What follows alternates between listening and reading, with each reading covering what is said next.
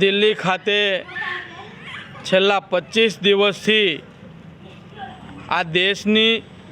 શિક્ષણ નીતિને સુધારવા માટે, કારણ કે 10 વર્ષની અંદર 152થી વધારે પેપર લીકથી અસંખ્ય વિદ્યાર્થીઓએ આત્મહત્યા કરી। આ શિક્ષણ નીતિને સુધારવા માટે દિલ્હી જંતર મંતર ખાતે સોનમ વાંગચુક વિદ્યાર્થીના ન્યાય માટે અને આ દેશના શિક્ષણ નીતિને સુધારવા માટે સરકાર પાસે માંગ કરી વિદ્યાર્થી આંદોલન કરી રહ્યા છે। પરંતુ 25 દિવસ થવા છતાં વિદ્યાર્થીની વાત સાંભળવામાં આવતી નથી અને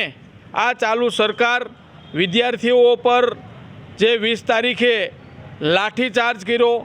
અસંખ્ય વિદ્યાર્થીઓના હાથ પગ તોડી નાખ્યા, માથા તોડી નાખ્યા, તો એનો જવાબદાર કોણ? વિદ્યાર્થીઓ એની વ્યાજબી માંગ લઈને જ્યારે જતા હોય કે કરોડો રૂપિયાનો ખર્ચ કરી જ્યારે અભ્યાસ કરતા હોય ત્યારે પેપર લીક થઈ જાય ત્યારે હતાશ થઈને આત્મહત્યા કરતા હોય, તો સરકારે એની વાત સાંભળવાને બદલે ક્યાંક ને ક્યાંક હિટલરશાહી વલણ અપનાવી પોલીસને આગળ કરી અને વિદ્યાર્થીઓને જે ઢોર મારવામાં આવ્યા છે, જે આ વિદ્યાર્થીઓના સમર્થનની અંદર વિરોધ પક્ષના નેતા રાહુલ ગાંધી જોડાણા, એને પણ ડિટેન કરવામાં આવે, એનું એક જ કારણ છે કે બેરી મૂંગી આ ભાજપ સરકાર કોઈ પણ પ્રકારે ખેડૂત હોય, વિદ્યાર્થી હોય કે અન્ય કોઈ પણ મુદ્દા ઉપર વાત કરવા તૈયાર નથી। જ્યારે અસંખ્ય વિદ્યાર્થીઓ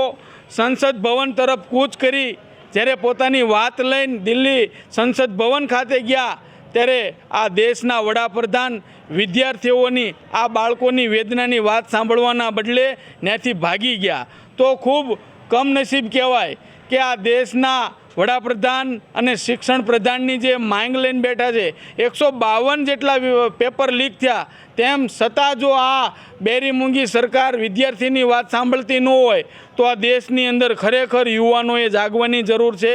ક્યાંક ને ક્યાંક હજારો કરોડો રૂપિયાનો ખર્ચ કરીને વિદ્યાર્થી અભ્યાસ તો કરે છે,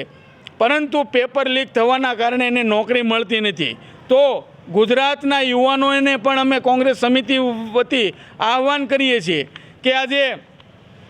આપણા અસંખ્ય યુવાનો, આગેવાનો અને કોંગ્રેસ પક્ષના નેતાઓ આ વિદ્યાર્થીઓના ન્યાય માટે, શિક્ષણ નીતિના સુધાર માટે રોડ રસ્તા ઉપર દિલ્હી જંતર મંતર ખાતે આંદોલન કરી રહ્યા છે। તો આપણે એના સમર્થનની અંદર આજે વિછિયા તાલુકા કોંગ્રેસ સમિતિ દ્વારા મામલતદાર શ્રી પાસે